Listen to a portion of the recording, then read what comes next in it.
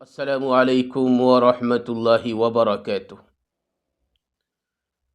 آج کے حالات میں اور آج کے دور میں تمام مسلمانوں کی ذمہ داری ہے کہ وہ مظلوموں کی مدد کریں، مظلوموں کا ساتھ دے، جن کے اوپر ظلم و ستم ڈھایا جا رہا ہے، جن کو ستایا جا رہا ہے، ان کی مدد کریں۔ اگر آپ فتوی کی کتابیں پڑھو گے اور فتاوی کی کتابیں آپ دیکھو گے تو فتاوی کی کتابوں میں لکھا ہے کہ اگر کوئی ظالم مشرق سے کسی عورت کو قید کر لیتا ہے تو جو مغرب کے اندر مسلمان رہتے ہیں، مغرب کے تمام مسلمانوں کے اوپر یہ فریضہ عائد ہوتا ہے کہ وہ جا کر اس مسلمان عورت کو رہا کرائے، نہیں تو سب گنہگار ہوگے۔ آج اگر ہم اپنے زمانے کی بات کریں، اپنے معاشرے کی بات کریں، آج کے حالات کی بات کریں، آج کتنے مسلمان مظلوم ہیں بیچارے جن کو ستایا جا رہا ہے، کتنے مسلمان مظلوم ہیں جو ظلم و ستم کی چکی میں پس رہے ہیں۔ مسلمان عورتوں کی عزتوں کو تار تار کیا جا رہا ہے، پامال کیا جا رہا ہے۔ مسلمان بچوں کو، چھوٹے چھوٹے بچے، ان کو شہید کیا جا رہا ہے۔ داڑھی کو، ٹوپی کو ٹارگیٹ بنایا جا رہا ہے، لیکن کسی کے کانوں پر چوں تک نہیں رینگتی۔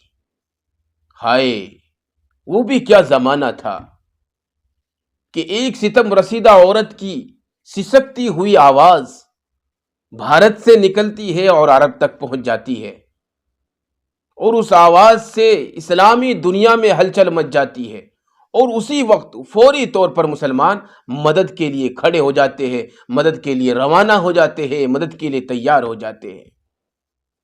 محمد بن قاسم کی ماتحتی میں ان مظلوموں کو بھی رہا کرایا جاتا ہے، ان کو بھی آزاد کرایا جاتا ہے۔ ان کو آزاد کرانے کے ساتھ ساتھ بھارت میں رہ رہے مسلمانوں کو بھی انصاف دلایا جاتا ہے۔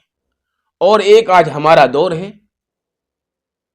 دنیا کے اندر 50 سے زائد اسلامک ممالک ہے، اسلامک کنٹریز ہے، سیریا، فلسطین، برما، عراق، کشمیر، اور نہ جانے دنیا کے اندر کہاں کہاں مسلمانوں کے اوپر ظلم و ستم کیے جا رہے ہیں، مسلمانوں کو ستایا جا رہا ہے، لیکن تمام اسلامک ممالک چپی سادے بیٹھے ہوئے ہیں، اپنی مستیوں میں مگن ہے، اپنی مجبوریوں میں گھرے ہوئے ہیں۔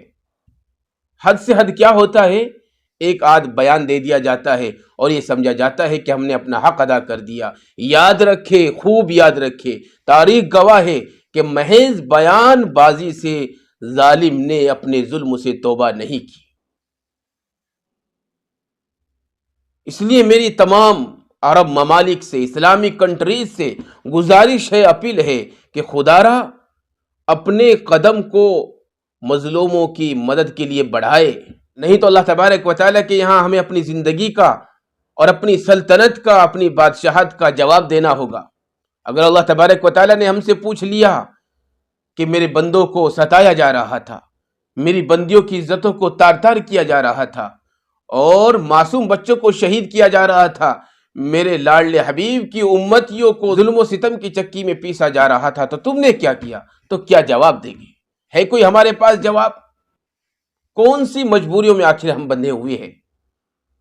اپنے نبی کی سیرت کو یاد کرو، اپنے نبی کی قربانیوں کو یاد کرو، صحابہ کی قربانیوں کو یاد کرو، اور یاد رکھے کہ جب ہم مظلوم کی مدد کے لیے اپنے قدم کو بڑھائیں گے تو اللہ کی نصرت، اللہ کی مدد ہمارے ساتھ شامل حال ہوگی۔ اور جب اللہ کی مدد، اللہ کی نصرت شامل حال ہوتی ہے، پھر دنیا کی کوئی طاقت، کوئی قدرت کسی انسان کا مقابلہ نہیں کر سکتی جس کے ساتھ اللہ کی نصرت اور اللہ کی مدد آ جائے۔ اس لیے میری تمام عرب ممالک سے، اسلامک ممالک سے، اسلامک کنٹریز سے گزارش ہے کہ خدا را اپنے اندر اسلامی حمیت اور اسلامی غیرت کو پیدا کرے، اور اپنی طاقت کو جانے کہ اللہ نے ہمیں قرآن کی طاقت دی ہے، اسلام کی طاقت دی ہے، دین کی طاقت دی ہے، اس کو اپنے سامنے رکھ کر مظلوموں کی مدد کے لیے تیار ہو جائے۔ خدا تمہاری مدد کرے گا، خدا تمہاری نصرت کرے گا، خدا تمہاری حمایت کرے گا، خدا تمہاری حفاظت کرے گا۔ میرے عزیزو، یاد رکھے، ہم سب کو ایک ہونا چاہیے۔